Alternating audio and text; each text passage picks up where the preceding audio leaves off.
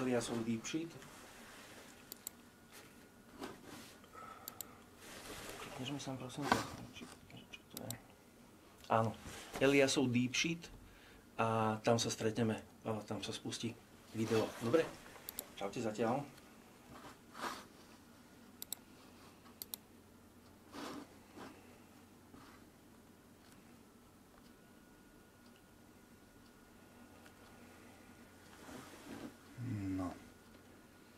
Vysielanie a toto. A si tam sme vonku. Super. Paráda. Takže čaute. Srdečne vás vítam. Pre tých, ktorí ma nepoznajú... Nemáš mikrofón. Takže mikrofón. Takže čaute ešte raz. Mrzí ma táto panika. Po dlhej dobe som niečo nastavoval, som si neuvedomil, že keď to nastavím že to má ísť cez telefón, tak to nespustíme cez počítač. Takže pre tých, ktorí ma nepoznajú, moje meno je Elias Bohunický. Asi 25 rokov sa venujem sprevádzaniu ľudí cez bojové umenia, prácu s telom, dotykom a podobne. No a dneska by som s vami chcel otvoriť tému, ktorá sa ma dotýka asi najviac zo všetkých. Je to práca s vecami, alebo pocitmi, stavmi, ktoré nemáme až tak veľmi radi. Hlavne keď sa bavíme o hanbe, tak väčšinou sa neradi bavíme o hanbe, väčšinou o nej hovoríme ako o nejakom strese, nervozite, tlaku alebo o podobných pocitoch. Moja skúsenosť je, že hanba je jedna z takých vecí, ktorá vlastne najviac zasahuje do nášho života, pretože robí také zaobalenie alebo obal okolo toho, kto sme. A dokonca vlastne nás oddeluje od čohosi, čo sú naše prírodzené potreby. Ten náš calling, ten spôsob alebo náš štýl kráčania vo svete za tým, čo je naše. Čiže preto som sa aj začal venovať zhruba pred 7 rokmi. Najprv u doktora Stefana Marksa, ktorého som pozval sem na Slovensko. A vtedy sa ten seminár volal Hanba ako strážca ľudskej dôstojnosti. A ľudská dôstojnosť je práve taká téma, ktorá sa toho týka. Čiže bavíme sa o sebahodnote, bavíme sa o tom, či máme povolené vlastne byť tými, ktorými sme, alebo sa deje to, že sa musíme podľa niekoho alebo niečoho meniť, aby sme vyhovovali, aby sme boli dosť, aby sme zapadli niekam. Hej? A mne sa páči v tom slove zapadli, že má to ten pád v sebe, hej? Čiže vlastne to prispôsobovanie sa, ktoré už nám nerobí dobre, tak je pre nás taký pád energie. Čiže jedna vec je prirodzene niekam patriť, niekde súznieť a niečo iné je snažiť sa zapadnúť. A pri tom slove zapadnúť je dôležitá práve tá časť toho telového pocitu, hej, že keď o tom nebudeme uvažovať iba v myšlienkach, ale budeme vnímať to slovo telom, tak je tam nejaký pád, je tam nejaký pocit nejakého hej. Čiže každý si vie predstaviť nejakú formu pádu, nemusí byť nejaký vysoký, z nejakého veže alebo čo, ale ten pocit, keď napríklad kráčame a stačí, že niekde rátame, že je alebo nie je schod a je to inak a spraví to s nami také hej, ten pocit takého toho niečoho. No. Takže tu sa potrebujeme začať viacej baviť o tele, než o myslení, pretože hanba je veľmi telová vec. Hanba je tá časť, ktorá nám niečo robí s našim konaním. A chcem dneska hovoriť o tom, aké sú také dôvody a spôsoby, prečo tá hanba vlastne vzniká, ako o nej uvažovať, ako si v nej pomáhať navzájom medzi ľuďmi, pretože moja skúsenosť je, že keby som nemal viacero učiteľov alebo ľudí okolo seba, s ktorými som to mohol zdieľať v nejaký moment, tak by som to nedal. Takže hanba nás učí ešte jednu zaujímavú vec.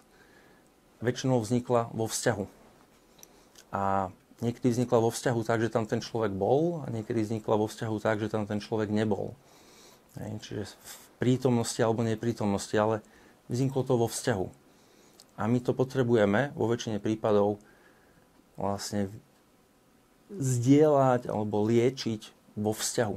Čiže hanba nás vedie do toho, aby sme začali viacej zdieľať, aby sme dokázali zdieľať nielen to, čo si myslíme, ale to, čo cítime, to, čo sa deje v našom tele. Hej? Nejaký pohyb, nejaké gesto.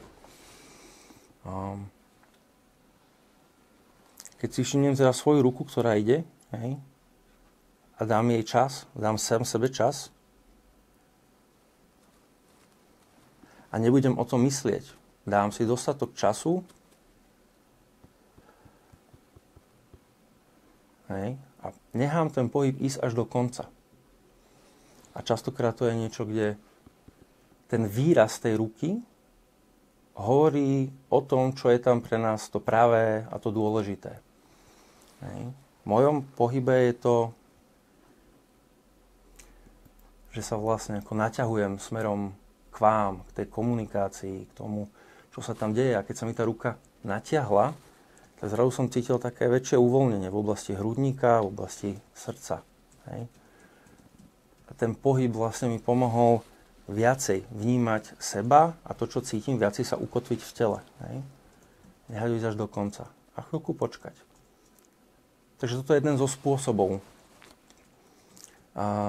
ktorým sa pracuje v momente, keď sa objaví nejaká hanblivosť, nejaký pocit, v ktorom cítime, že je tam vlna, je tam ten flow, hej, to emotion, je tam ten pohyb, ktorý proste sa chce dokončovať, hej, a z nejakého dôvodu, nejakých našich skúseností, nemáme povolené vlastne ho nasledovať.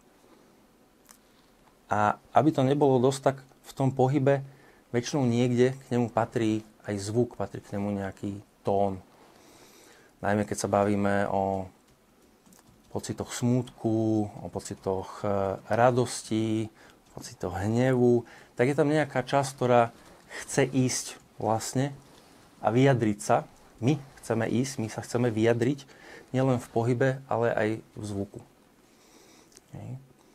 Takže tieto dve časti hovoria o základných pilieroch,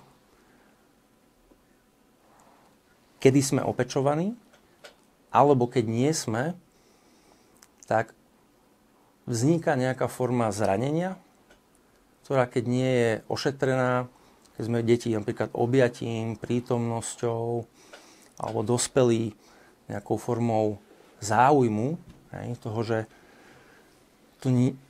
to môže ísť, že to niečo môže vlastne pokračovať ďalej. Tak v tom momente, tak ako mne sa otvoril viacej hrudník a srdce, tak k tomuto pohybu nedôjde. Hej, zostane tu a niekedy zostane ešte viacej stiahnutý. Takže prvou časťou a prvou základnou potrebou je potreba prijatia, potreba toho, že budeme videní, že sa na nás tešia, hej? Že sa na nás tešia, že sa ideme narodiť, že sme súčasťou nejakého vzťahu. Čiže by sa dalo povedať, že oko je orgán, ktorý buď hovorí a je používaný na formu prijatia, alebo formu zahambovania, pretože pozerať očami sa môžeme rôznym spôsobom. Je to jeden z takých 4 pilierov toho, keď vlastne môžeme niečo odhambiť alebo niečo zahambiť. Že sa na niekoho nemôžeme ani pozrieť. Hej. Alebo že sa na nás niekto pozrie tak, že v tom oku je hodnotenie, ktoré hovorí, mali by sme byť iní, mali by sme byť inak, mali by sme sa inak správať. Hej. Veľa ľudí zažilo pri narodení formu pohľadu alebo niečoho, ktorá vlastne nebola vítajúca. A niekedy to zažívame opakovane. Takže sa tu objavuje taká otázka a ja vám budem dávať také tipy na otázky alebo skúmania, tak si ich kľudne napíšte a môžete si ich potom niekedy vyskúšať alebo sa im venovať. Jedna z nich je, ako sa na seba pozerám. Alebo koho očami sa na seba pozerám. A ten spôsob pohľadu je buď láskavý, je tam záujem, alebo nie je až taký láskavý. Niekedy je to dokonca až tak, že sa niekto na niekoho pozerá a nevidí tam toho človeka, vidí tam niekoho iného. Buď svoje predstavy, alebo niekoho, koho by tam chcel mať. Takže oko je tá časť, ktorá hovorí o tom, vidím ťa. Vidím ťa. Vnímam ťa, vidím ťa. Toto je jedna z častí, ktorá sa hodne málo používa vo vzťahoch. Že dať si ten čas, že vidím ťa. A hlavne, keď sú to partnerské vzťahy, ktoré trvajú nejaký čas. Dať si len tak raz za deň také zastavenie a sa pozrieť na seba. A len tak... Hej? A keď sa vidíme, tak niekedy to úplne stačí a niekedy v tom videní sa zrazu OK, nastane pohyb. A ten pohyb, ktorý ide buď do väčšej blízkosti, alebo ide smerom späť, ktorý nám pomáha sa viacej uvedomiť, pretože keď sa pozeráme očami a dojdeme príliš blízko, tak sa nám trošku rozmlží pohľad. Je to taký, ako tranzik tam vzniká. Že my vo vzťahoch potrebujeme mať na to, aby sme sa videli, potrebujeme mať pravdivú vzdialenosť alebo blízkosť. Čiže keď sme príliš blízko a nie je to pravdivé, nie sme na to ready, vnímať všetky tie pocity, ktoré tam sú a zostať v sebe, tak tá blízkosť, do ktorej sme vedení, do ktorej sme učení, keď sa hovorí, že vlastne vo vzťahu by sme mali byť blízko, alebo nás tam vedie nejaká časť toho nášho, tej potreby, ktorá nebola dosýtená o tej blízkosti, tak keď dojdeme príliš blízko, tak toho človeka vlastne nevidíme. Je to podobne ako s obrazom, moc ho rozpixlujeme. A niekde v nás, pokiaľ je nedosýtená tá potreba tej blízkosti, tak môžeme mať problém vlastne nájsť tú pravdivú vzdialenosť, ktorej sa v prvom rade dokážeme vidieť. Druhou časťou z tých 4 pilierov je ochrana. Byť chránený. Byť chránený pred prílišným zahltením. Ja som na začiatku, keď som prichádzal, tak som si uvedomil, že mám takú časť, ktorá ide do takého objatia, tak sa v tom podržať. OK, že podržím sa v tom, dám si ten čas so sebou, aj keď začínam neskôr s videom, aj keď všetko išlo úplne inak, než som to mal naplánované dneska, tak si dám ten čas so sebou a neodmietnem si lásku. Čiže forma ochrany, objatia toho, kde keď sme malí, tak vlastne ideme k rodičom a oni nás objímu, v ideálnom prípade, a chránia nás predtým vo svete, na čo vlastne ešte nemáme svoju veľkosť. Ešte nie sme dostatočne veľkí na to, aby sme sa predtým chránili sami. To, čo je trošku komplikovanejšie s tým, keď sme dospelí, je, že sa potrebujeme zároveň chrániť, ale v prípade, že sa deje nejaká situácia, v ktorej je nejaké nebezpečie alebo niečo nám prekračuje hranice, tak je to taká zvláštnosť, že my potrebujeme vlastne ako zároveň si dopriať toto a zároveň nastaviť hranice. A to je práve tá časť, kde to odhambovanie alebo ten unshaming hovorí o tom, že dovolím v tých situáciách svojim rukám, svojej mimike a svojmu telu spraviť to, čo je potrebné. V mojom prípade to bolo toto. U niekoho to môže byť jeho vlastné tajči, jeho vlastné vyjadrenie tela. Takže ochrana v nejakom zmysle v určitý moment znamená aj to, že si dávame pozor na slová, veci alebo kritiku k sebe samým, kde by sme dávali dole my sami seba. A to je jedna z tých ťažších vecí, že uvedomiť si, ako k sebe vlastne rozprávame, ako sa sami sebe dotýkame, akou rukou sa dotýkame sami seba. Aký vibe, aký message, akú správu má tá ruka, ktorou sa dotýkame, alebo akú správu, alebo čo hovorí ruka niekoho iného, ktorá sa nás dotýka. Hej. A pri téme ochrany a chránenia sa, bezpečia, to je o tom, že dotyk začína ešte predtým, než sa nás niekto dotkol. Takže pokiaľ mám dostatočné zasítenie, tak viem vtedy, mám dostatok energie, mám nejakú časť toho seba cítenia, seba určenia v tom. A keď sem dotyk prichádza, tak ho zachytávam, mám tú pozornosť, lebo téma ochrany je aj téma kože napríklad, téma osobného priestoru, tak vnímam, čo tam vstupuje a stíham prevziať zodpovednosť za to, či ten dotyk vítam a je to to, čo mi sedí, čoho by som možno chcel aj viac, alebo je to niečo, čo potrebujem pomalšie alebo potrebujem inak.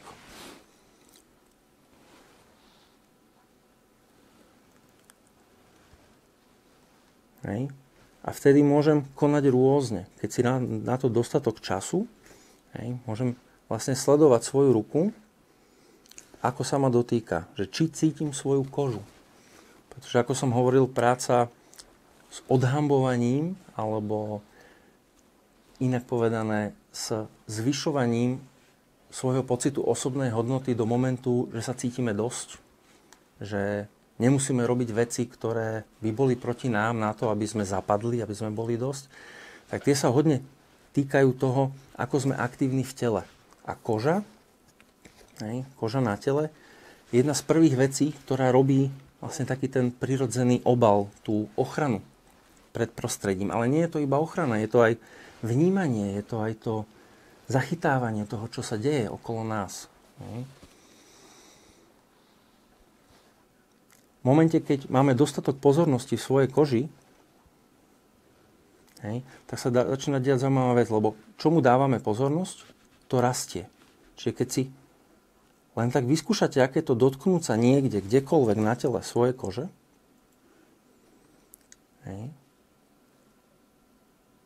a chvíľku počkáte, tak zistíte, že že toto je nejaká vrstva, má nejakú hrúbku. Pod ňou je iná štruktúra. Je tam niečo ďalšie. Napríklad, keď prídem na hrudník a dotknem sa, tak málo ľudí si vlastne cíti kožu na hrudníku. A keď jej začneme dávať pozornosť, tak zistíme, že ju vieme oddeliť pocitovo od tých vrstiev, ktoré sú pod ňou. Je tam nejaký, čiže koža, je tam nejaký sval, je tam nejaká kosť. A v momente, keď v rámci svojho tela dáme dostatok pozornosti koži, je tam viacej energie, tak sa začneme viacej rozťahovať do priestoru. Čiže vlastne začneme viacej vnímať aj vyplňať sa vlastne, začíname sa vlastne vyplňať, začíname zaberať svoje miesto, pretože s kožou súvisí dýchanie, tá možnosť sa nadýchnuť, vyrovnať sa, zabrať svoj priestor. Ale v rámci čínskej medicíny to súvisí s črevami napríklad. Čiže vlastne vieme sa nadýchnuť, vieme prijať, vieme vydýchnuť, vieme dať preč to, čo už nie je funkčné, to, čo už nám nepatrí. Takže na prvý pohľad také zvláštne cvičenie ako cítenie si kože a spôsobu, ako sa jej dotýkam. Lebo to, ako sa dotýkame, je veľmi dôležité si to uvedomiť. Niekedy, keď máme takú časť, že sme netrpezliví, alebo že tam je vlastne ako spomienka na to, ako sa nás dotýkali. Čiže vlastne ako by sme naučení, že dotyk vyzerá nejako. tak pri tom spôsobe my môžeme cítiť, že ako mi to robí dobre. Ako mi to naozaj robí dobre. Čo je to ono. Či už na líci, hej, kdekoľvek. Naše ruky, keď im dáme slobodu, tak oni prirodzene niekam prídu. Prirodzene sa nás niekde dotknú. Hej. A vtedy robia to, že viacej vyhraňujú to, odkiaľ pokiaľ sme my a odkiaľ pokiaľ je prostredie. Takže téma ochrany bolo to, že sme cítili ohraničenie v rámci toho sveta a to ohraničenie nám pomáha vnímať, ako to potrebujeme. Dalo by sa povedať, že aj čo z toho, čo sa deje vo svete alebo okolo nás, čo z toho je vlastne naše. Pretože pri aktívnej koži, ktorá má funkciu nielen fyzickú, ale aj psychickú, energetickú, spirituálnu, tak si viacej uvedomujeme v tom prostredí, čo z toho všetkého, čo sa tam deje, tých pocitov a častokrát pocitov aj druhých ľudí, ktoré si napríklad nezobrali k sebe, neprijali, nevyjadrili, neprevzali za ne zodpovednosť, tak v momente, keď si viacej cítime kožu, tak vieme, aha, OK, potiaľto som ja a toto je niečo, čo môžem osloviť, ale v zásade je to zodpovednosťou niekoho iného už. Ďalšou časťou je hierarchia. Je veľmi dôležité môcť byť tými, ktorými sme. Keď sa niekto narodí v nejakom poradí, tak to poradie mu dáva taký vnem toho miesta vo svete. Aj v rodine, v širšej spoločnosti a vo svete. To je jeho práve miesto. To je naše práve miesto. Keď sa postavíme na nejaké iné, tak niečo sa deje s našou energetikou. Energetika vo väčšine prípadov na jednom mieste padá. Ja to volám, že čierna diera. Hej. A na inom mieste, čo častokrát konštelácia hovorí, že pokiaľ som nebol prvorodený, a niekto ma stavia, rodina, rodič, niekto, nejak v rámci situácie vznikne to, že sa ocitneme na mieste prvorodeného a nie sme prvorodení, tak tam začína oveľa väčší tlak. Hej. Je tam oveľa väčšia potreba takého dokazovania sa.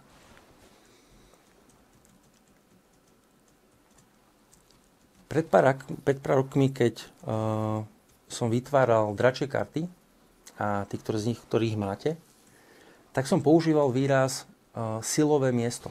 Kde je tvoje silové miesto? A to silové miesto by som teraz nazval inak. Nazval by som ho pravé miesto. Hej. Pretože keď cítime zraniteľnosť, keď cítime, že nemáme v tej chvíli takú nejakú moc alebo silu, tak sa môže buď stať to, že sa stiahneme, hej, a pustíme tú energiu dole, alebo niekto začne proti tomu bojovať a postaví sa vlastne do nejakej role, miesta alebo spôsobu, ktorý mu nepatrí. Ktorý vlastne vytvára také hypovanie. Vytvára to, že ten človek vlastne stráca kontakt so svojou jemnosťou a zraniteľnosťou, potrebami, schopnosťou napríklad sa otvoriť vo vzťahu alebo si vypýtať objatie. Sú to väčšinou tí ľudia, ktorí prídu, potrebujú objatie a povedia, môžem ťa objať? Hej. Môžem ťa objať? A zároveň potom je tam veľmi náročné v tejto silnej sile, v tom silnom mieste si dovoliť oddych. Takže pomoc, vypýtať si pomoc, oddych, môcť len tak sa k niekomu pritúliť. To sú veci, ktoré vlastne strácame v rámci tej pozície.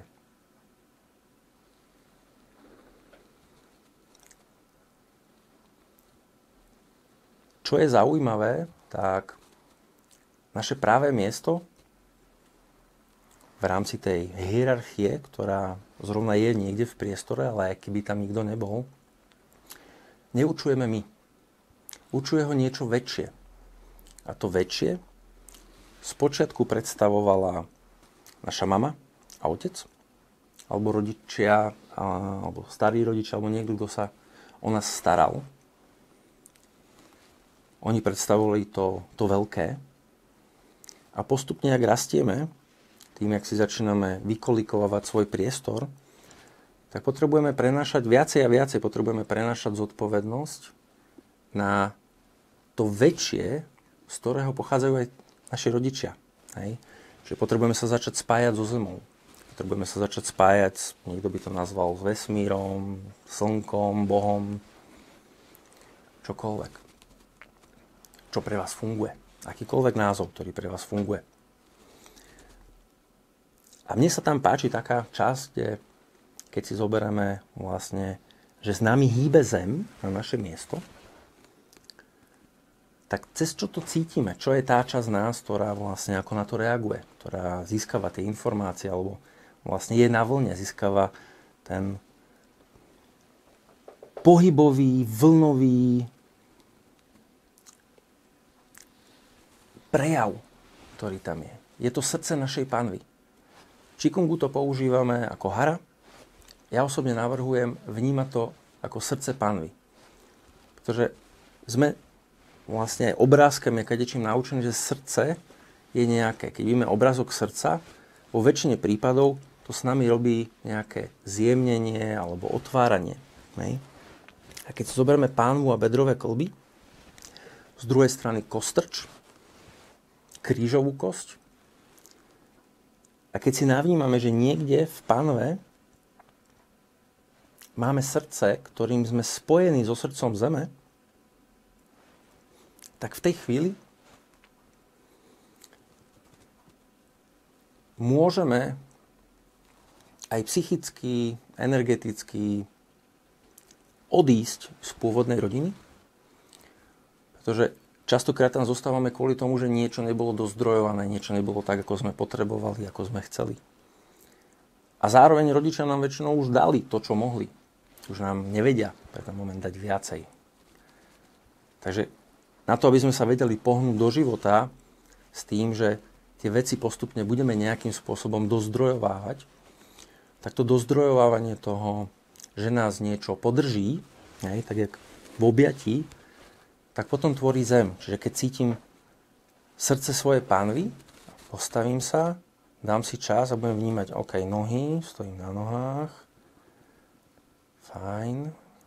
A teraz si môžem všimnúť, že akom stave mám svaly na nohách, že či sú napnuté, či sú uvoľnené, ako je ktorá noha, ako mám to opretie.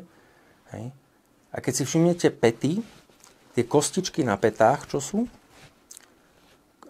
kĺb na palci, kĺb na malíčku, hej. A dáte si chvíľku čas len tak vnímať, že ako vám vlastne dýchajú nohy, ako vám dýcha ten svalový systém. Hej. Že napríklad teraz ja vnímam, že u mňa môžem viacej vydýchnuť, uvoľnia sa mi svaly, hej, a ako by sa postavím na kosti. A v momente, ak stojím na kostiach, tak zrazu moje nohy sú priechodnejšie, je tam viacej ten flow. Hej. Mám bezprostrednejšie spojenie prechodu ťažiska, pozornosti, smerom do zeme. Pretože čím viacej napnem svaly, hej, tým viacej cítim svoje nohy. Tým menej som spojený s tým väčším. Je pre mňa vlastne ťažké, alebo skoro až nemožné vlastne nasávať tú energiu zeme, ktorá funguje potom ako tá veľká mama. Toto je niečo, čo nám pomáha vlastne si nájsť svoje miesto v živote, pretože zem cez toto vnímanie v srdci panvy s nami hýbe tam, kde máme bývať, tam, kde máme žiť. A na tom mieste potom môžeme využiť tú inšpiráciu, ktorá k nám ide zhora. Čiže dalo by sa povedať, to, v akom stave máme vzťahy s rodičmi, hej, sa to nejako odráža aj na našom vzťahu k tomu väčšiemu, k Zemi a k vesmíru. Moja skúsenosť je, že pokiaľ mám hnev, lútosť, nevyjadrené veci alebo do dostatočnej miery nejako nespracované veci s rodičmi, tak ja neviem vlastne sa spájať s tým väčším. Hej, nejde to. Ďalším pilierom je možnosť byť tým všetkým, kým sme. Hej. Pokiaľ v detstve sme sa mohli prejavovať a ísť za tým, čo nás zaujíma a skúšať si rôzne hry, rôzne role, hej, tak tie role nás niečím zdrojovali. Zdrojovali nás kvalitami, ktoré sme videli okolo seba, ktoré nejakým spôsobom potrebujeme. Takže to snívanie, ktoré sa deje, to čo flirtovanie,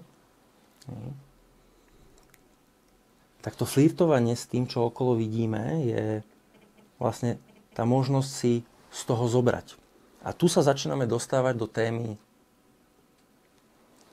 voľného prijatia toho, čo potrebujeme, alebo žiarlivosti.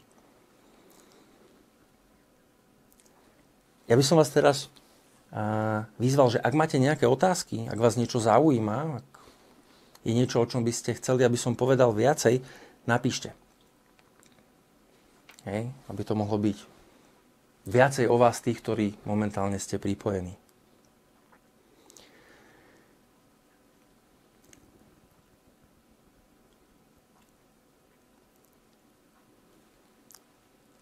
Takže o čom vlastne je tá hanba? Ako tá hanba vzniká? Prečo sa niekedy dokáže tak dlho držať u nás?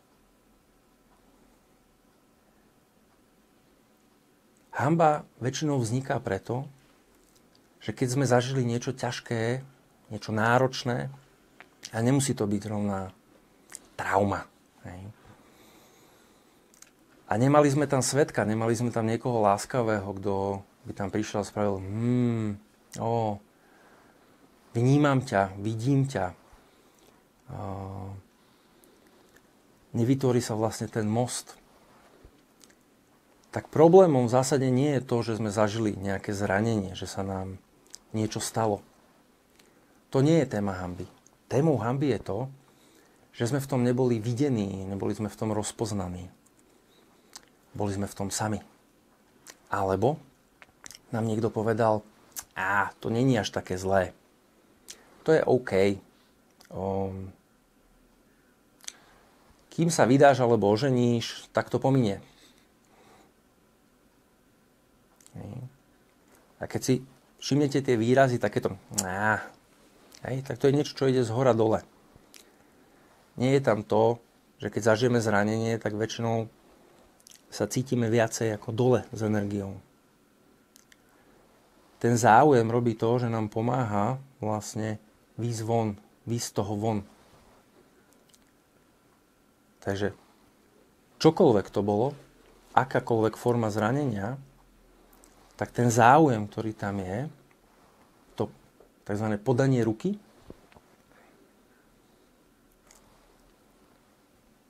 nám pomáha znova načítať v sebe svoju energiu. A dáva nám pocítiť, automaticky nám dáva pocítiť hodnotu. Že na nás niekomu záleží.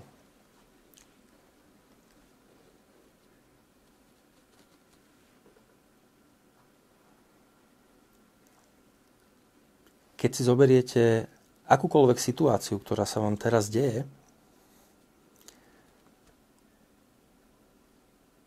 a sa spýtate sami seba, akoby svojich rúk. Čo je teraz to, čo pre seba potrebujem? Čo by som pre seba spravil,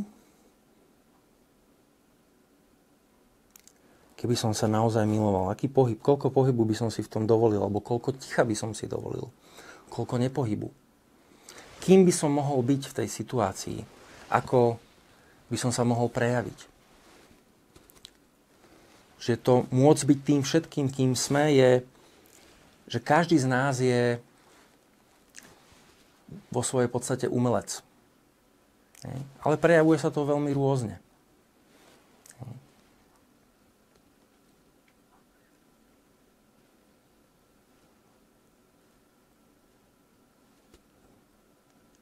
Niekedy sa dostaneme do takéhoto stavu, že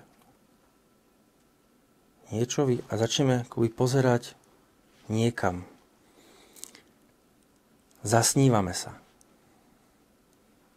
A to zasnívanie sa môžeme využiť.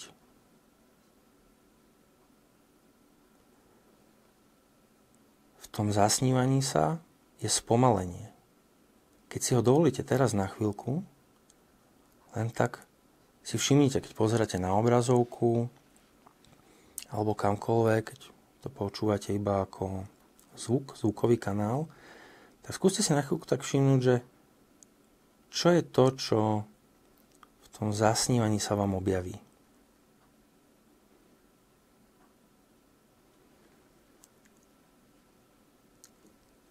Ako to na vás pôsobí? Ako ste s tým v kontakte? Aký to je vzťah s tým, do čoho sa zasnívavate? Ako vám dýcha telo? Ako dýchate?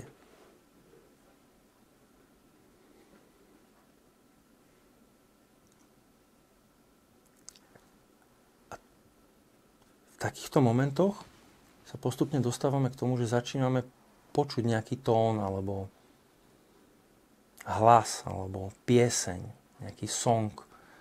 Možno je to len tón, ktorý sa v nás deje. To môcť byť tým všetkým, kým a čím sme, je určitá forma hravosti a zvedavosti toho, keby sme boli indiáni a šamani, keby sme boli, že vieme vytancovať tú časť seba. Jak malé deti, keď sa hrajú. Som toto zviera, som tento človek, som tento typ. Hej? A pri tom hraní sa na tie časti vlastne nasávame to, čo pre nás znamená tá postava. A o čom je žiarlivosť? Žiarlivosť je o tom, že sme sa niekde naučili, že nejakú kvalitu, ktorú v sebe niekto nesie, že ju nemáme povolenú, že ju nesmieme mať povolenú. A opäť je to telová práca. Čiže žiarlivosť je, keď si všimnete, že sa deje nejaká žiarlivosť, čo je už celkom veľká vec, pretože my vlastne ako sa aj môžeme hanbiť za to, že žiarlíme. Čiže je potom ťažké odhaliť, že sa deje nejaké žiarlenie. A žiarlenie, ja by som povedal, že otvárajme šampus. Otvárajme šampus, keď si uvedomíme, že sa tu deje nejaké žiarlenie. Prečo? Pretože to ukazuje, niečoho potrebujem viac. Niečoho potrebujem. Vidím niečo, čo ma oslovuje. Hej. A keď si to dovolím, tak je to niečo, čoho sa potrebujem viacej naplniť.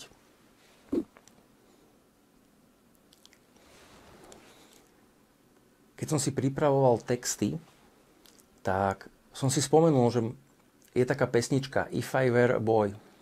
Keby som to spievala žena, keby som bola chlapec alebo muž v našom prípade.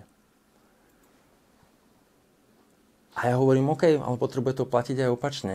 Keby som bol dievča alebo žena, čo by som mal povolené? Čo by som mal povolené oproti tomu, čo teraz nemám, pretože som mužom?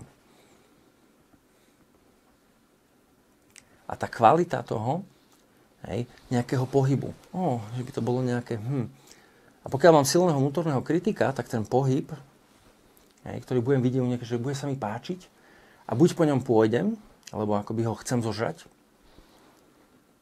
lebo ho nemám povolený pre seba úplne, alebo ma bude iritovať, bude ma dráždiť. Pretože ho nielenže nemám povolený, ale môžem ho mať zakázaný. A čím viacej nejakú časť mám zakázanú a ju vnímam a deje sa a objavuje sa okolo mňa a niekto si ju dovoluje, tak to je ten moment, to je ten mechanizmus, to je ten spôsob, kedy vlastne vzniká žiarlivosť. A žiarlivosť je časť, ktorú by sme mohli tak krásne využiť v svojom živote. Mohli by sme ju vlastne premeniť, mohli by sme ju otočiť na niečo fandiace. Ale potrebujeme v tom byť prítomní, potrebujeme vlastne ako byť schopní si uvedomiť, že sa to deje.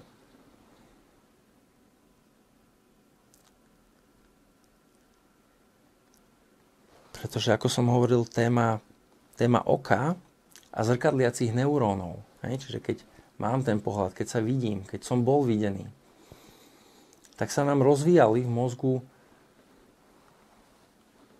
časti, ktoré sa nerozvíjajú vtedy, pokiaľ tú pozornosť nedostávame.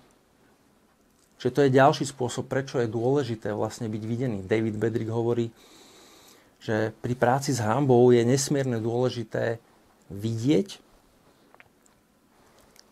vnímať a veriť. Veriť tomu človeku, že to, čo zažíva, to, čo sa mu deje, je pravdivé.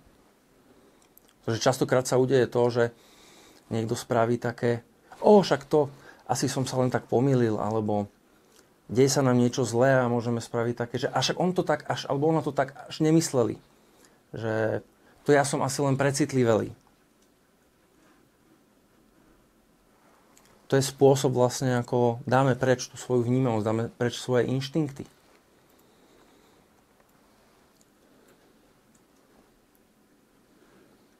A to, že nás v priebehu života vlastne ľudia vidia, že sme ochotní sa nechať vidieť, že sme ochotní vidieť všetky tieto tri smery.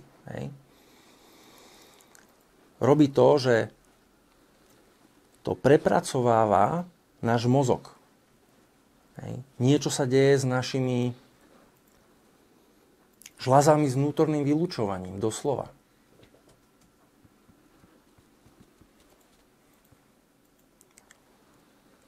Čiže to videnie sa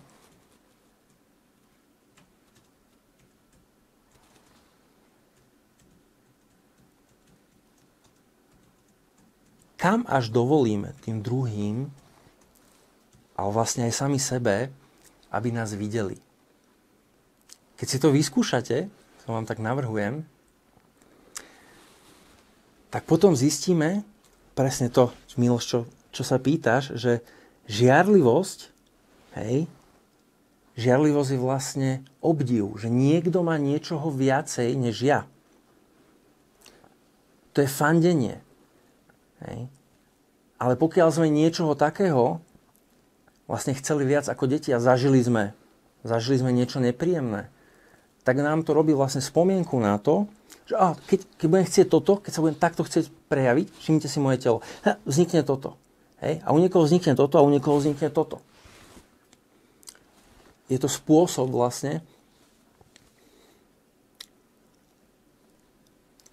ktorým sa prejavuje, ako máme povolené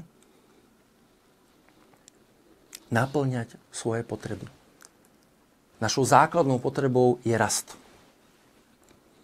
Je spoznávanie sveta. Je vytváranie prepojení. My ľudia sme vzťahové bytosti. Vytvárame siete medzi sebou. Oni tam prirodzene nejaké sú. Ale vytvárame siete, vytvárame živé siete. A na to, aby sme mohli rásť, tak nás druhí inšpirujú. A my inšpirujeme ich. Takže áno, žiarlivosť je vlastne obdiv.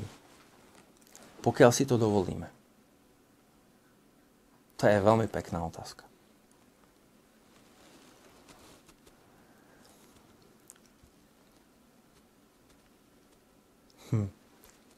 prišla mi taká otázka pre vás, že čo je to, čo by u vás druhý mohli obdivovať, alebo na čo by u vás mohli žiarliť?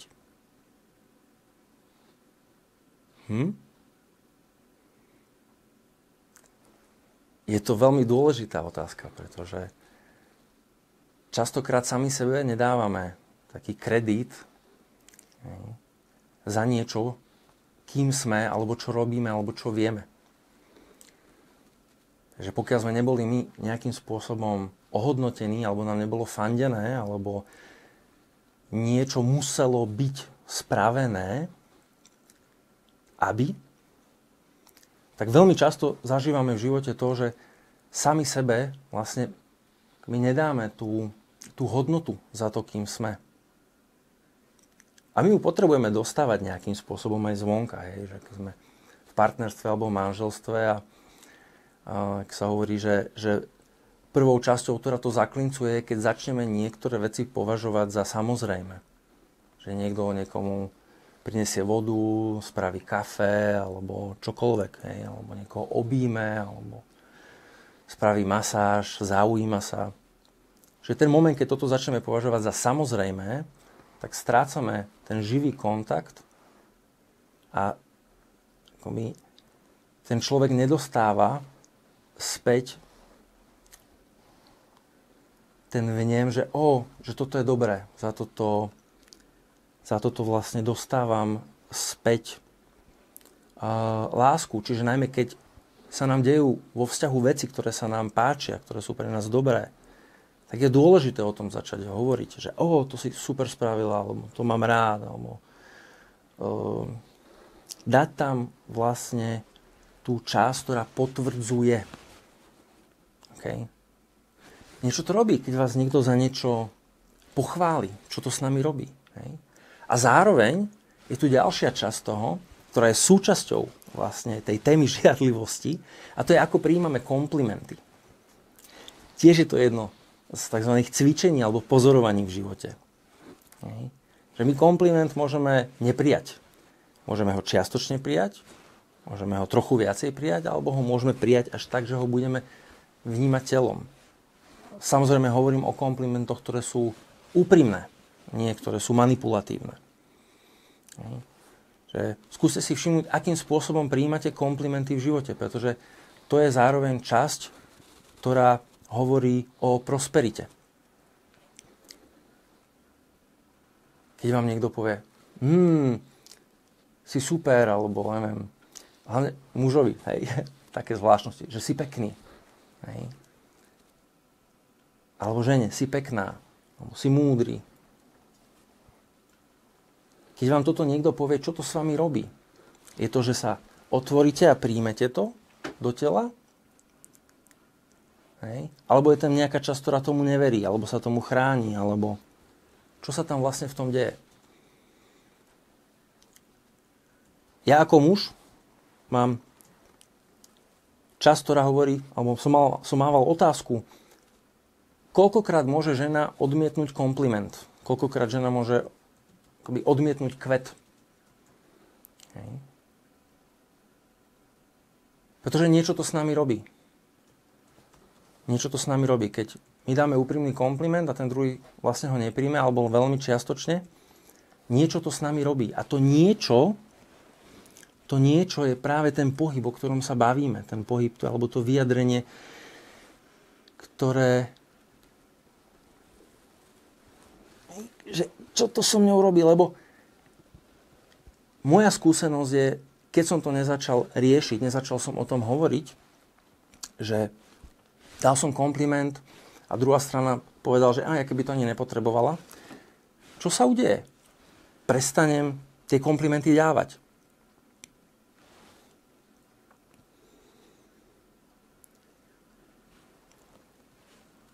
Hej, Lukáš, ty píšeš, že mohli by žiarliť na tvoju detskú radosť. Hej, radosť je jedna z tých vecí, ktorú najviac obmedzujeme. Pretože niekde nás bolí, alebo je nepríjemné, alebo cítime to ako pád energie. pokiaľ o ňu prichádzame, alebo ju nevieme ochrániť. Tým pádom to nemusí byť detská radosť, je to proste radosť. Hej. Čiže ten stav z toho, keď máme radosť a teraz sa niečo udeje a oni prídeme, tak väčšinou ho vnímame zase ako taký pád v tej energii. Takže veľa ľudí zvolilo tú verziu, že radšej sa nebudem radovať, aby som o to neprišiel. A v rámci vzťahov to je potom v tom zdieľaní, že odmietnem ťa skôr, než odmietneš ty mňa. To je taká najbežnejšia časť.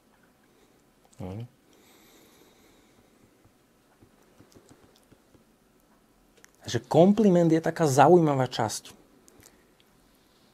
Dať niekomu kompliment znamená, že toho človeka v tom vnímam, že mu v tom fandím a vďaka nejakým zrkadliacím neurónom a vnímania, keď mu fandím, to znamená, že ho v tom vidím, že ho v tom vnímam a tým pádom vnímam tú časť v sebe, kde v sebe vlastne cítim to, čo mu fandím. A keď tomu fandím a cítim to u seba a dám tomu čas, hej, že kde to je, kde sa to deje u mňa a dovolím si vlastne s tým byť, tak ono, tá časť prirodzene rastie. Hej, chce sa nejako vyjadriť.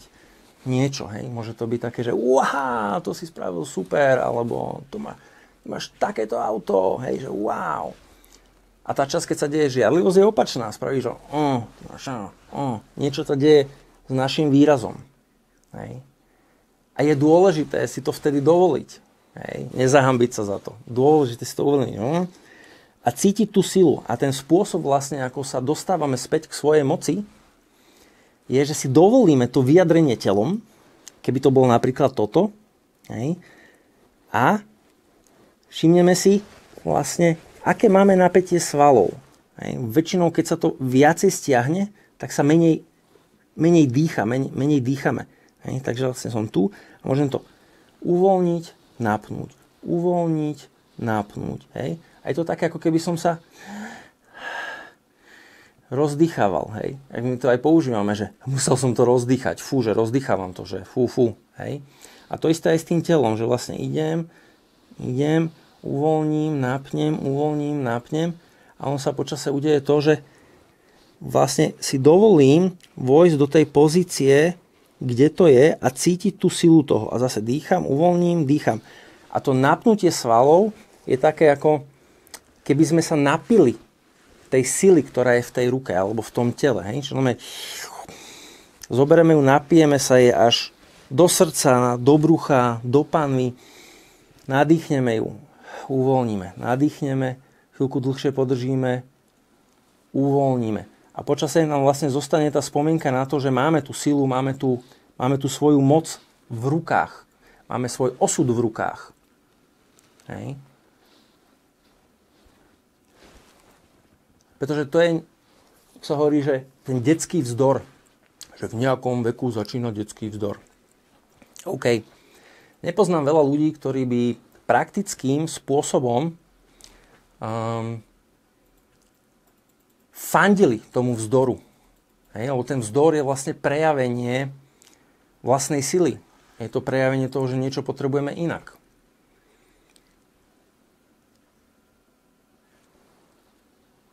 A pokiaľ si to nedovolíme, pokiaľ nepremenujeme tie štítky na jednotlivé stavy, keď vlastne ten vzdor prestaneme nazývať vzdorom, keď to bude telesná skúsenosť, ktorá môže byť vo flove, ktorá sa môže meniť, hej, tak zrazu to nie je vzdor. Zrazu to nie je mentálne zaseknutie. Je to pohyb, je to niečo telové, čo sa deje. Hej? Že začneme my sami sebe veriť, že naozaj to cítim. Hej? Ja začnem veriť sám sebe, že naozaj to cítim, naozaj sa to hýbe, naozaj sa to deje. Naozaj napríklad zažívam niečo zvonka, voči čomu sa potrebujem chrániť, čo sa častokrát deje napríklad pri žiarlivosti. Pokiaľ mení vibe a začína byť taká pichlavá, nebezpečná, nejaká. Hej?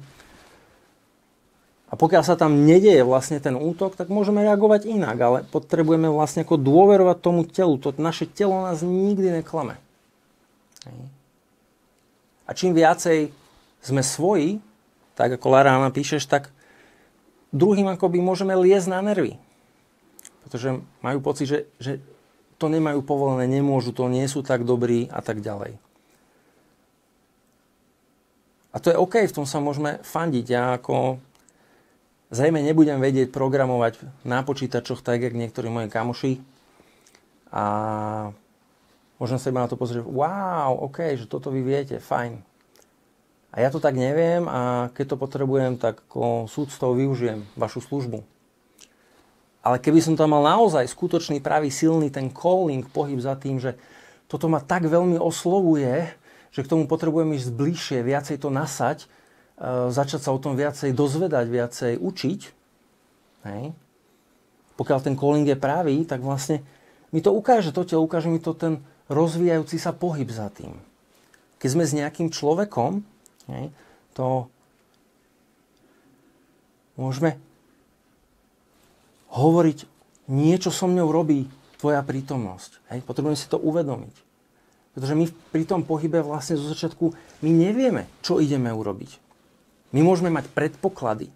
Hej, stretáva sa ruka s rukou, ideme k tomu človeku a možno nevieme, že sme naučení nejako automaticky sa približovať alebo automaticky sa chrániť alebo automaticky vlastne ako prehadzovať zodpovednosť na toho druhého za to, aby vnímal, ako to my potrebujeme. My v daný moment nevieme. Tu je veľmi silný kontakt so svojím telom a s tým vnímaním, aby sme to dokázali rozlíšiť. Ale aj tak sa to deje v tom konaní. Keď k sebe pristupujeme, keď uchopujeme nejakú vec. Vtedy v tom kontakte, v tom dianí potrebujeme zisťovať, čím to pre nás je, ako s tým potrebujeme byť vo vzťahu. A my to nevieme dopredu. My máme predstavy o tom. Ale nevieme, ako to vyzerá v skúsenosti, pretože v tej predstave nie je zahrnutá rýchlosť. Hej. Nie je zahrnuté to, ako to má ten druhý. Je tam zahrnuté to, ako to my potrebujeme. To je jedna časť. Alebo nevnímame to, ako to potrebujeme, ale staráme sa skôr o to, ako to má ten druhý človek. Vo vzťahu je veľmi zaujímavé si uvedomiť to, či vnímame to, čo sa naozaj deje vo vzťahu, hej, čo tam prúdi alebo neprúdi, alebo či je to naša predstava o tom, aký ten vzťah je. Sú to dve úplne základné odlišnosti toho fungovania vo vzťahu. Hej. Čiže moja predstava o tom, aké to je a to, ako sa to naozaj deje. A na to, aby sme to mohli vnímať, tak sa dostávame k pomenovaniu, alebo cvičeniu, alebo kvalite. A to je láskavý svedok. A tým sa dostávame k tomu, čo sa pýtaš ty, NLI, že čo keď žiarlivosť prestupuje až do agresie a útoku, tak pokiaľ sme to zažívali príliš často ako deti, tak sme v tom ako také pomaly uvarené žaby. Hej. To znamená, že máme veľmi vysoký prach toho, čo sa musí stať, ako zlé to musí byť, aby. Takže v tom stiahnutí častokrát si nemusíme uvedomiť, že reagujeme, alebo že niekde sme sa prepli v tej situácii do iného veku. Že už sa necítime na svoj vek. A že reagujeme ako v spomienke na niečo. Hej. A to je práve tá časť, kde sme potrebovali toho svedka, potrebovali sme toho niekoho, kto by nás v tom videl, kto by uznal, kto by nás v tom uznal, že sa to naozaj deje. A zároveň sa to potrebujeme naučiť dať sami sebe. Čiže v momente, keď sa deje nejaká agresia a útok, málo kto, a ženy oveľa menej, lebo je to je to aj genderovská téma, že ženy majú menej povolené prejavovať nastavovanie hraníc, alebo hnev, alebo agresiu, alebo si povedať, že chcem to takto a nie takto. A myslím priamo, nie cez manipulácie. Hej? Priamo. Takže v tej chvíli sa objavuje tá kvalita láskavého svedka, ktorý hovorí o tom, že som vyvinul nejakú časť aktivity v priebehu svojho života sa spájať s tým najláskavejším okamihom, ktorý som zažil v svojom živote. U niekoho je to stretnutie s nejakým človekom, u niekoho je to, neviem, kontakt s jeho zvieracím miláčikom. Je tam to niečo, že keď sa nám niečo stalo a prišli sme tam, tak nás tá časť nedala dole, neodsúdila, bola tam s nami, vnímala. Nemuseli sme sa v tom, že sa nám niečo stalo, ešte starať o niekoho ďalšieho alebo mať pocity viny za to, že to potrebujeme inak. Že ten láskavý svedok je vlastne jedna základná vec pre náš život, aby sme mohli preberať zodpovednosť za to, čo potrebujeme. Pretože väčšina ľudí tiež nie je veľmi v kontakte s tým, čo potrebujú. A častokrát to, čo nám ponúkajú, pokiaľ to nie je otázka, priamo otázka, čo potrebuješ, ako sa máš, čo sa ti deje. Hej.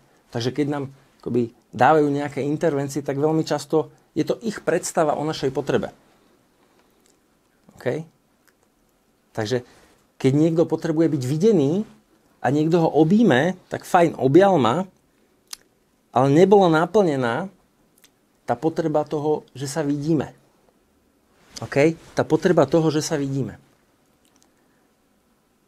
Takže ten láskavý svedok je vlastne naša časť toho, že sa vidíme v tej situácii, v ktorej sa nachádzame, a vidíme sa nielen, že sa vidíme, pretože to môže byť v úvodzovkách neutrálna kvalita, alebo to môže byť kritik veľmi často, ale je to láskavá kvalita, ktorá vlastne tam dáva tú energetiku a prítomnosť toho pozorovateľa, toho svedka. Že my sa začíname stávať svedkom seba samých. Začíname sa stávať svedkom svojho života. A je to určitá forma disciplíny. A disciplína z toho slova žiak, hej, v preklade je, že začíname si dovolovať sa stávať žiakmi svojho života. Hej, čiže disciplína je v ideálnom prípade prijatie seba a svojho života. Začneme byť disciplinovaní v tom, čo zažívame v tele a čo potrebujeme vyjadriť. To je vlastne ako pravdivosť, aj to disciplína o pravdivosti.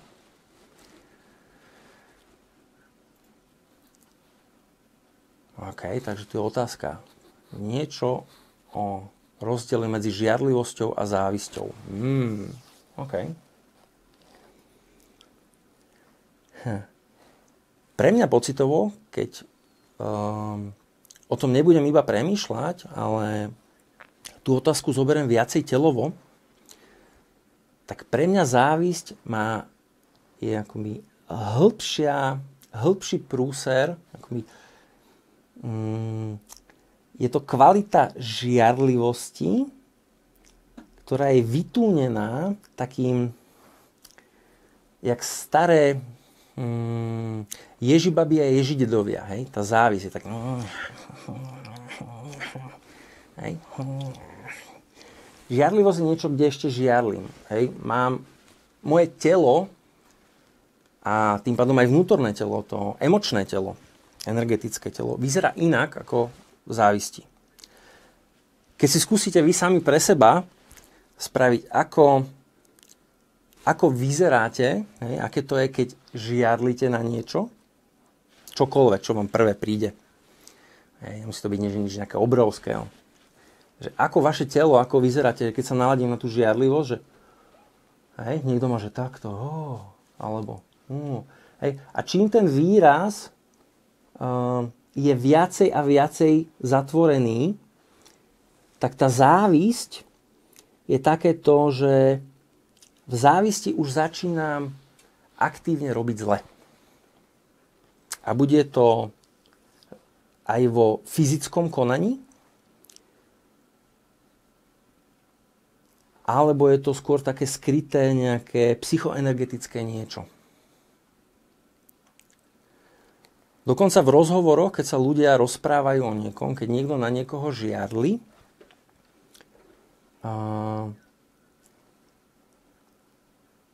tak ešte tam neprináša takéto, ten český výraz, to pomlouvání. Závisť už je niečo také, keď vlastne naozaj robíme zle. Hej.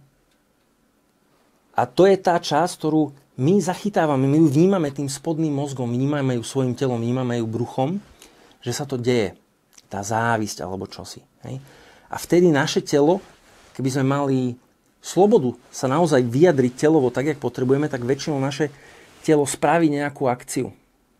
A prečo je táto akcia dôležitá? Pretože keď zažívame napríklad žiarlivosť alebo závisť z okolia, my potrebujeme viacej udržať svoj priestor.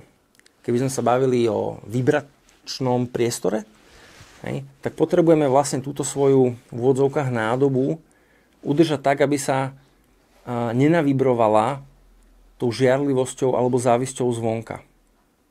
Hej. Čiže preto vlastne tie ruky nám pomáhajú priniesť pozornosť do toho priestoru energetického tela a pomáhajú nám si uvedomiť, že počkaj, toto je tam a toto je tu. Hej, čiže má to nejaké oddelenie. A závisť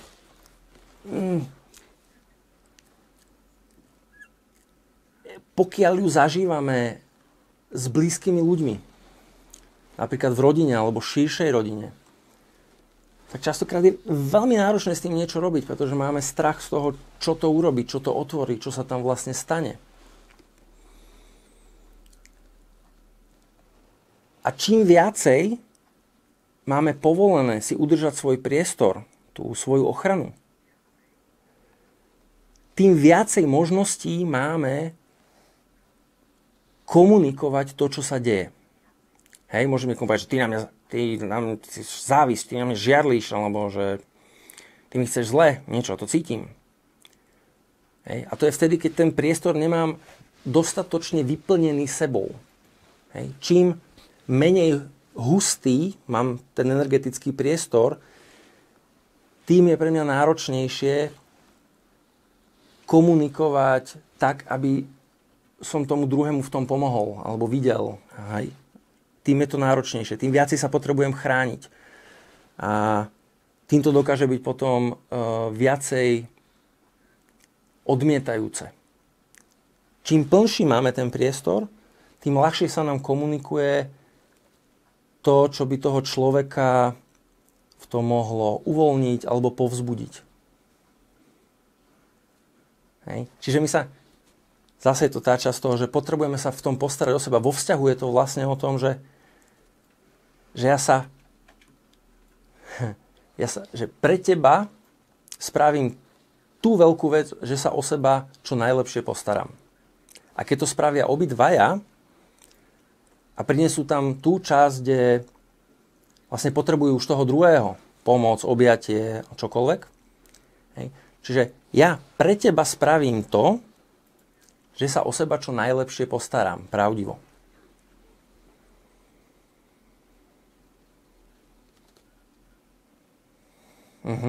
Lukáš píše o pohybovej zložke smerom k závisti, že závisť je už ako fet na opačnú stranu.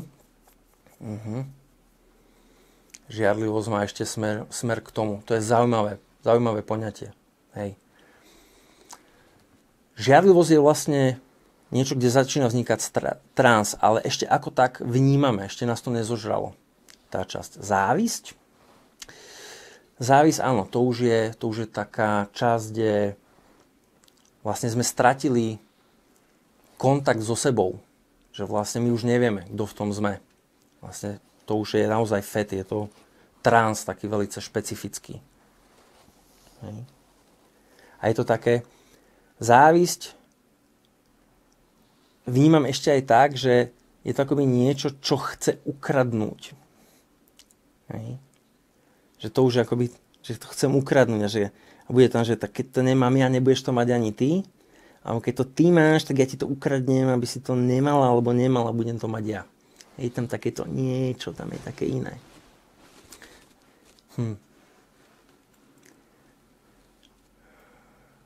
A povedzme si napríklad o hneve.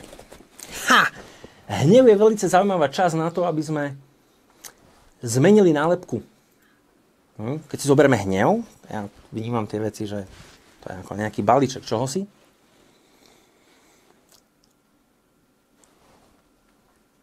A keby sme to premenovali, že hnev rovná sa aktivačná energia, hnev rovná sa potrebujem niečo inak. Neviem ešte častokrát ako, iba viem, že nejako inak. A ten hnev nás aktivuje. Napríklad nás aktivuje do toho, že dokážeme komunikovať blízkosť, napríklad v tej téme závisti, ako Lukáš píše, že závisť je už akoby že beznádejná, že v žiarlivosti je ešte nádej, závisť je už beznádejná, je to, že ten kontakt vlastne nastavenia hraníc s tým človekom vytvára určitú formu rozpoznania ho a určitú formu pozvania na kontakt v určitej vzdialenosti a v určitom tempe.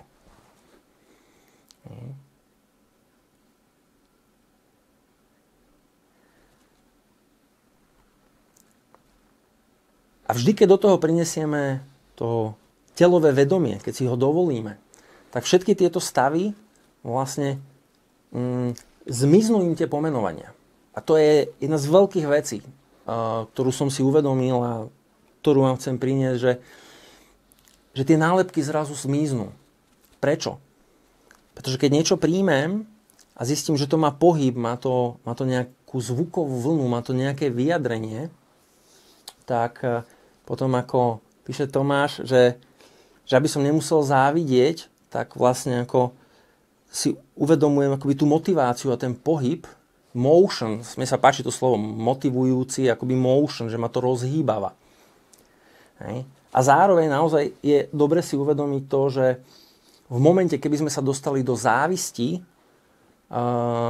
tak vám garantujem, že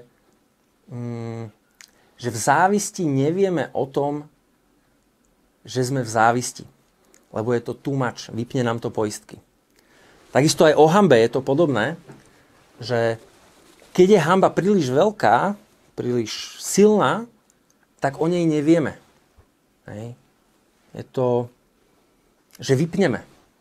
Hej. Keď je to too much, tak to proste vypneme.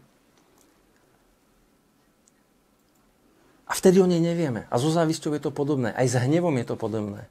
Hej. By sa dalo povedať, že keď človek presiahne určitú časť toho, čo voláme hnev, a dostáva sa do niečoho iného, dostáva sa do nenávisti, a to je ešte nie sme úplne, že tá škála toho, kam ešte vie ísť nenávisť, kam ten hnev a nenávisť dokážu ísť ďalej až do vlastne nejakej úplnej deštrukcie. To bolo napríklad to, čo mne sa dialo od určitého momentu potom aj v bojových umeniach, pretože som si uvedomil, že niečo tu potrebujem inak, lebo nemôžem vlastne tú energiu vlastne len tak dávať von, lebo je to nebezpečné pre mňa aj pre druhých. Tak v momente, keď strácame ten kontakt, že sa to dostáva do emócie, že žiarlivosť je ešte ľahká emócia. Závisť už je veľmi silná emócia. Hnev nemusí byť emócia, ale nenávisť už je.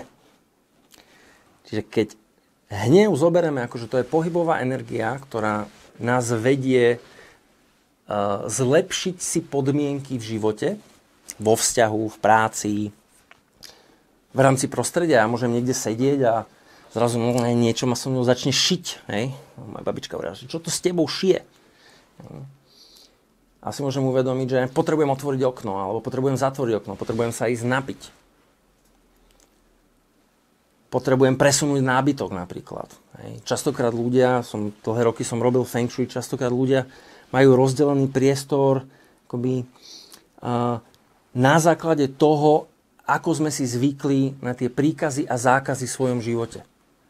Keď sme si dovolili vnímať ten priestor svojim bruchom napríklad, tak sa nám môže ľahko stať, že po nejakom čase budeme mať potrebu s niečím nejako pohnúť, natočiť posteľ, neviem, otočiť si hlavu smerom na sever, alebo čosi. Hej. Že ten hnev je niečo, čo nám pomáha zmeniť podmienky, v ktorých žijeme. A keď ho prestaneme volať hnevom, je to pohybová energia.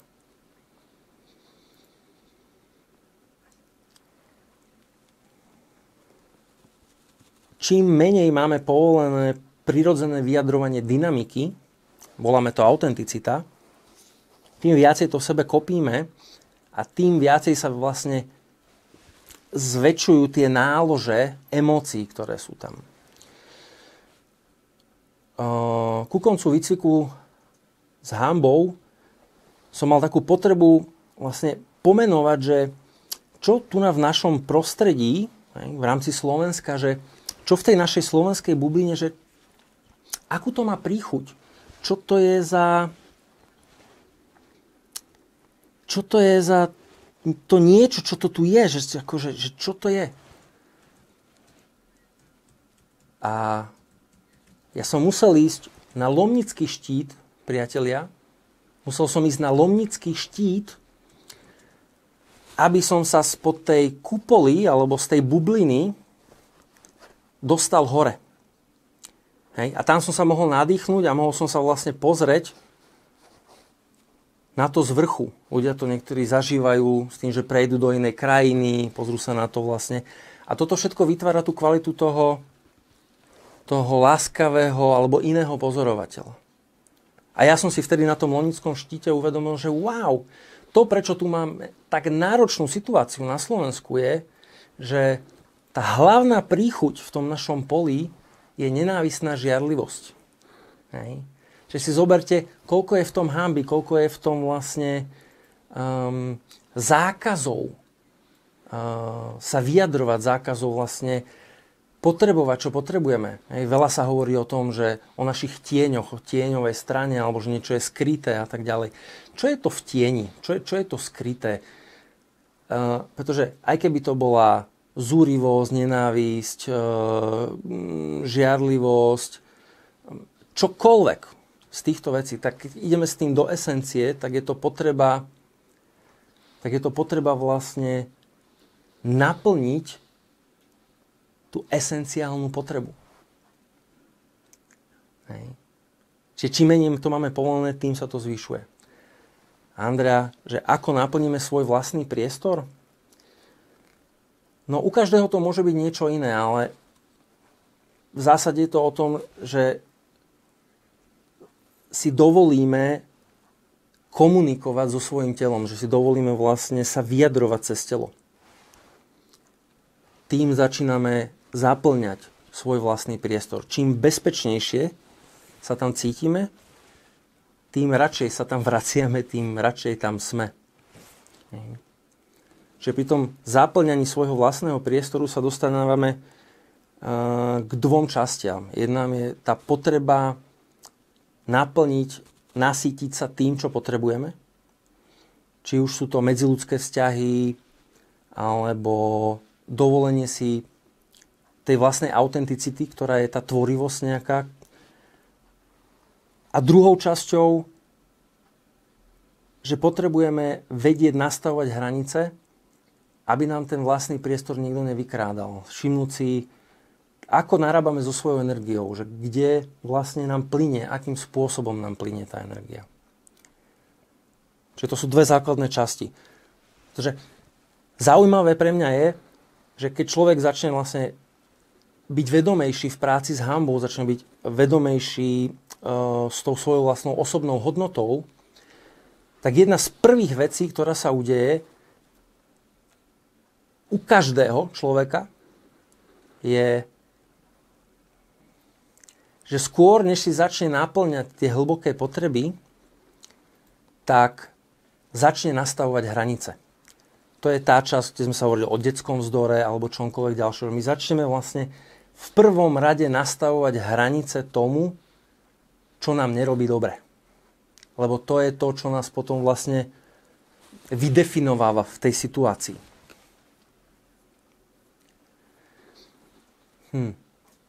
Lára sa pýta, že ako sa skontaktovať s hanbou alebo závisťou, o ktorých nevieme.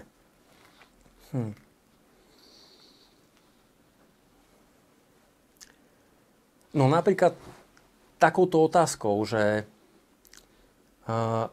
je tu u mňa, mám nejakú potrebu vyjadrenia, seba vyjadrenia, ktorú zastavujem? Alebo mám nejakú potrebu seba vyjadrenia, do ktorej idem, ale nie som v tom úplne autentický, nie som v tom úplne sebou. Že môžem niekomu niečo povedať, že mi na ňom záleží, ale môžem to povedať tónom alebo spôsobom, aby som sa v tom viacej ochránil a nebol som odmietnutý. A keď sa to neuvedomím, tak to môžem povedať spôsobom, ktorý vlastne nevytvára ten most. Takže skontaktovať sa s týmto, z môjho pohľadu, sa dá najmä cez to cvičenie láskavého svedka, že sa začíname vidieť v tých situáciách. Moja skúsenosť je, že čím láskavejším pozorovateľom alebo svedkom seba samého som v živote, tým ľahšie som k sebe úprimný. Tým ľahšie som pravdivý, tým ľahšie sa vyjadrím.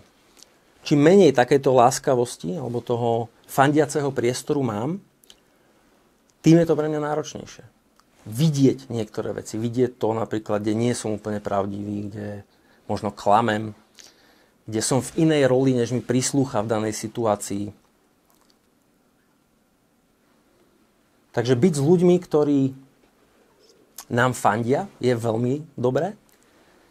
A keďže vieme, že sa to týka hodne prejavovania cez telo, tak nájsť si kamarátov, alebo kruhy, alebo miesta, kde budeme podporovaní v tom, aby sme sa pravdivo mohli vyjadrovať telom, aby sme tam mohli mať to svoje tempo toho rozbalovania sa, že by sa dalo povedať, že každý kvet sa otvára inou rýchlosťou. Niektoré sa otvárajú viacej v šere, niektoré viacej cez deň. Každý ten kvet potrebuje iné podmienky.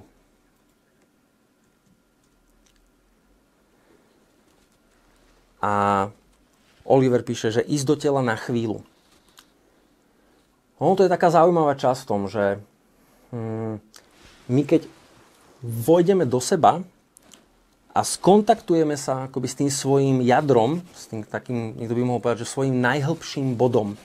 Hej, že to môže byť aj také cvičenie, ktoré si dáte, že skontaktuj sa s najhlbším miestom, s ktorým dokážeš a dovol si rozvinúť ten pohyb, to, čo tam je, aké to tam je. Hej? Že má to nejaký tón, nejakú možno váhu, čo si, dovol si to rozvinúť. A všimnite si, aké to zaujímavé, že v momente, že mňa to zobere donútra, a jak ma to zobere donútra, tak vlastne ja sa začínam vyjadrovať smerom k svetu znútra von. Hej. Takže to je tá časť, čo Oliver hovorí, že ono to, nás to vyťahuje nás to smerom von do sveta, do kontaktovania sa so svetom. Hej. Pretože keď konám tak, že si neuvedomujem, že mám niekde fyzické telo, ale to svoje pocitové telo mám inde, hej, tak to je veľmi ťažké. Čiže ja najprv potrebujem pozornosťou vliesť do svojho tela, udomácniť sa tam, svojou vlastnou rýchlosťou a spôsobom. A potom, keď som tam, tak sa rozťahujem. Čiže vlastne ja sa rozťahnem a spĺňa to potom to, že vnímam aj svoje fyzické telo, vnímam napríklad kosti v svojom tele, vnímam kožu, vnímam vlastne to mäso a zároveň vnímam ten energetický priestor. Hej. A toto je časť, ktorá vlastne sa deje práve pri tom unshamingu, že viacej ideme cez telo a postupne sa rozťahujeme smerom do sveta. Pretože pokiaľ sa neviem dostatočne ochraniť, tak to nejde, nebude to fungovať. OK. Oliverová otázka. Niečo o životnej vízii, životnom príbehu, mýte vo vzťahu k telu.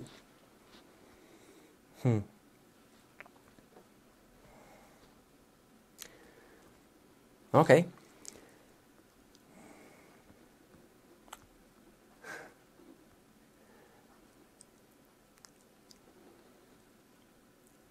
Dobre. Každý fungujeme v nejakej rozprávke. To je nejaký príbeh, ktorý máme. O sebe, o tom, kde sme vyrastali. Nejako o sebe rozprávame, nejako o sebe zmýšľame. A môj spôsob je, že zostávam s tým príbehom alebo tým rozprávaním len do momentu, kým v tom je energia. Hej. Kým vlastne ako ten môj vnem v tele je, že rozprávanie toho príbehu stále prináša. Hej. Prináša viacej energie. Nie pýta, prináša. A keď si všimneme, že keď niečo hovoríme a rozprávame, tak sme nejakou postavou v tom príbehu. A keď rozprávame a dovolíme si sa vyjadrovať, hej, pri tom príbehu, tak tým zvedomením si tých pohybov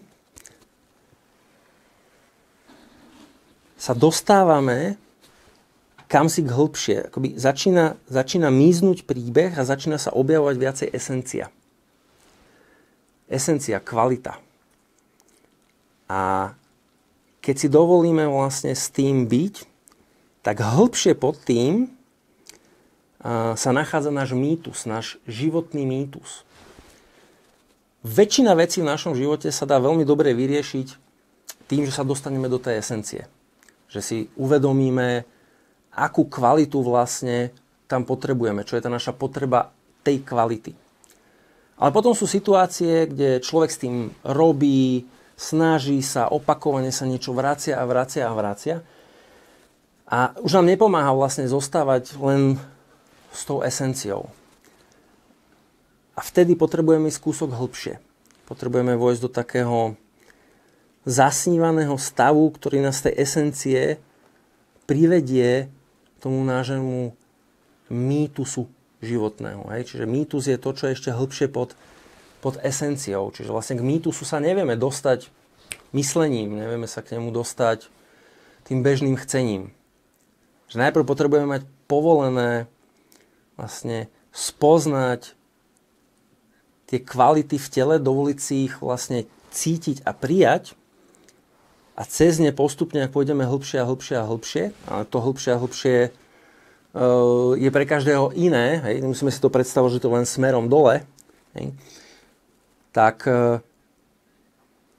v ten moment, keď máme prijatú tú esenciu, vznikne určitá forma ticha. Môžeme sa vtedy spýtať, kde tu je moje pravé miesto v tej situácii. S nami to niekam pohne a tam zrazu budeme mať viacej zdrojov a vtedy sa vieme dostať vlastne k svojmu životnému mýtu. Dá sa to robiť cez stopovanie snov, detských snov, ktoré sa nám objavovali, lebo v tých detských snoch sa objavujú práve tieto naše kvality a ten mýtus a to, čo vlastne budeme, čo sú naše dary v tomto živote, kam s tým máme ísť. Čiže práca so snami a s detskými snami, vysnívanie toho, čo sa tam dialo, čo sú tie vlastne kvality. To je jeden spôsob, ako sa k tomu dostávať. Ďalšou časťou je spojiť sa so svojím vnútorným bojovníkom a bojovníčkou. To je tá časť, ktorá prináša špecifickú formu vedomia do toho. Prináša tú časť toho, tej takej určitej disciplíny z toho nezdrhnúť. Prináša nám tú časť toho, že viete, spojiť sa so svojimi kvalitami a darmi a tým, čo potrebujeme žiť všetci, ono nedáva zmysel, dá sa to, ale je to opakované zraňovanie, ktoré zažívame väčšinou od sveta, pokiaľ nie sme v úplne fandiacom prostredí. Že pokiaľ nemáme aktívneho bojovníka a bojovníčku, lebo napríklad sme v detstve nezažili to, že nás niekto chránil, to znamená, že nám vzniklo to, že tak ja nemám takú hodnotu, aby ma niekto chránil, tak to mám naučené, že sa nechránim svoje dary, nechránim svoje naplňanie potrieb, nechránim vlastne to, že budem autentický a zároveň v tej autenticite sa budem chrániť, ak to bude potrebné. Čiže pokiaľ nemáme aktívneho bojovníka a bojovníčku, my sa nevieme dostať ani k esencii veľmi, nevieme sa dostať vlastne ani k tomu, čo tu máme robiť v zásade. Pretože spojiť sa s tým vyžaduje túto kvalitu, pretože my sa s tým spájame v momente, keď začneme cítiť viacej bezpečia. A čím viacej toho bezpečia my vieme, nie ako si myslíme, ale naozaj cítime a máme zažité, že si ho vieme dopriať, tak v tej chvíli zrazu sa s radosťou skontaktujeme, s radosťou začneme vyjadrovať vlastne tie svoje dary. Už keď nám nejde o život, hej, keď už nemusíme prežívať, tak zrazu akoby to vytvorí, a hovorím, že toto začína vytvárať priestor na to, aby sme začali vnímať svoje kvality a nebolo to už iba o prežití. Preto hovorím, že pri tej práci s hanbou alebo s tým náberaním tej osobnej hodnoty, prvá vec, kde sa to prejaví, je to pri nastavovaní hraníc. Hej? Lebo to nám vytvára nám to priestor, aby sme vnímali, čo sú vlastne tie naše kvality. Pretože tie kvality, to je tá dávajúca časť. Hej? To je tá dávajúca časť. My by sme mohli povedať, že to je tá slúžiaca časť. Nie je to tá časť, ktorá berie, ktorá potrebuje. Čiže keď nastavím hranice, tak zrazu môžem cítiť to, čo chce ísť von a zároveň to viem chrániť. Preto nejakým spôsobom je potrebné z môjho pohľadu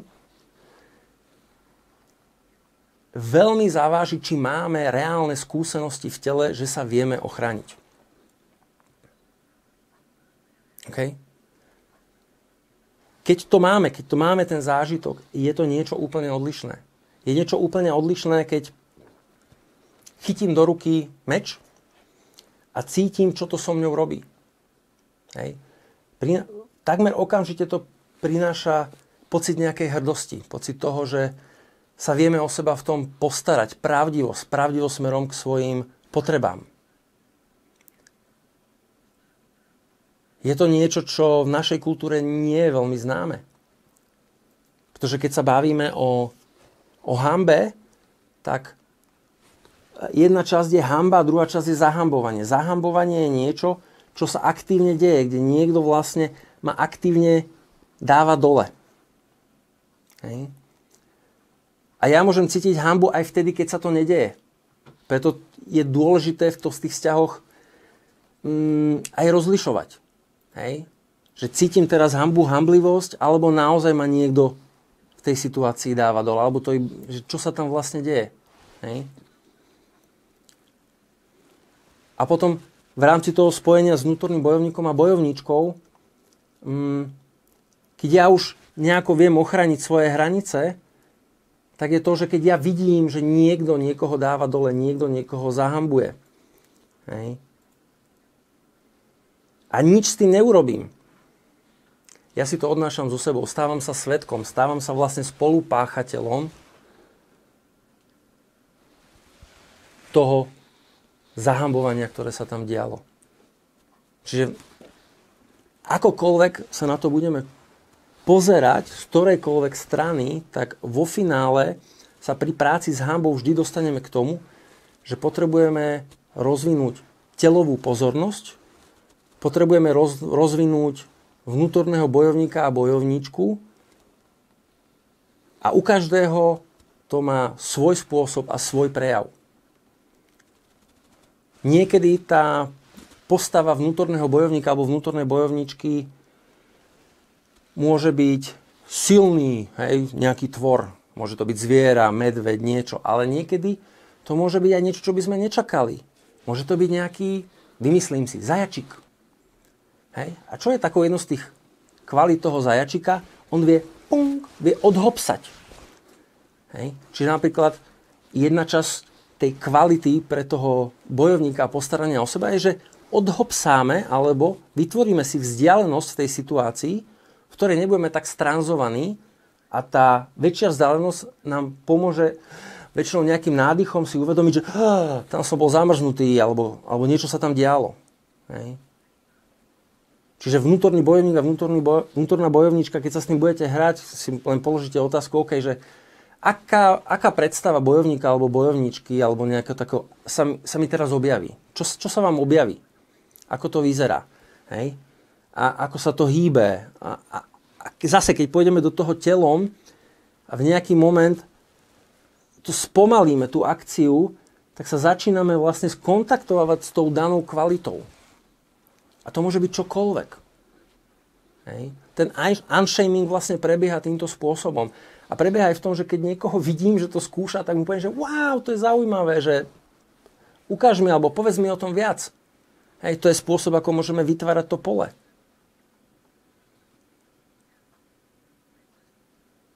A vtedy vlastne sa dostávame k tomu, že máme odvahu, lebo cítime bezpečie byť autentický, že vieme, že sa o seba vieme postarať a byť autentický. Potom nálepka vo forme smútku, hej, bude zrazu zážitok.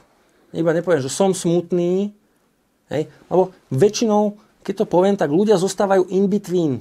Ani tam, ani tam. OK? A zrazu, keď s tým idem s telom, tak zrazu sa to začína meniť. Hej, zrazu zistím, že vo väčšine prípadov, a môže to byť čokoľvek, ale v mnohých prípadoch ten smutok je forma výdychu. Je forma výdychu, niečo púšťam, niečo odchádza. Ale pokiaľ mám niečo pustiť, tak potrebujem cítiť nejakú formu odvahy, bezpečia, byť bez toho. Hej. Ten vnútorný bojovník a bojovníčka nám pomáhajú ukončovať to, čo už nefunguje, čo už potrebujeme inak. Čiže pri práci s tým, čo by sme nazývali hnevom, aby by sme teraz mohli nazvať aktivačná energia, pohyb, potreba seba vyjadrenia. Hej. Čiže unshaming je, že začneme fandiť tomu seba vyjadreniu, o ktorom dopredu nič nevieme. Nevieme, ako to bude vyzerať. Potrebujeme celý čas zostať pozorní, láskavý a fandiaci tomu rozvíjaniu sa, ktoré tam je. Hej? Alebo tomu, keď to ide smerom k sebe. Hej? Niekto potrebuje viacej sa dostať v tých situáciách k sebe, aby sa mohol roztiahnuť. Niekto bol tak dlho stiahnutý, že sa potrebuje roztiahnuť. Hej? A my nevieme dopredu, ktorá z tých verzií to bude. To je tá láskavá pozornosť.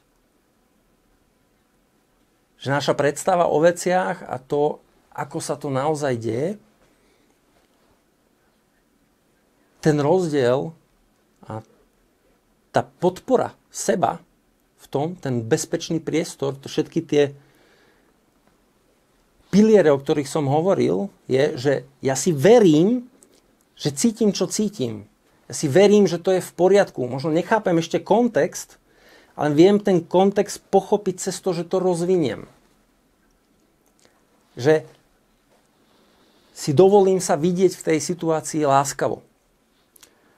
Že si dovolím sa ochrániť. Že si dovolím byť čímkoľvek a kýmkoľvek v tej situácii, aj keď dopredu neviem, že čo to bude. Hej. Čiže všetky tieto časti a piliere toho, ako tá hanba vzniká alebo sa rozpúšťa, to je ten unshaming, ktorý dáva priestor rozvíjaniu seba cez telo. OK.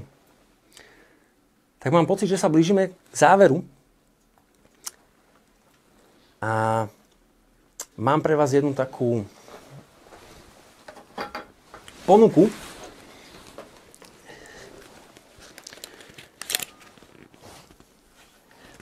Skúste si vyňuchať, aká forma zbrane vás oslovuje. Čo to je? Môže to byť nôž, môže to byť sekera, môže to byť meč, môže to byť čokoľvek. Môže to byť aj vareška alebo varecha. Ja som kedysi mal predstavu mojej babky, ktorá za mňou stála s valčekom na cesto.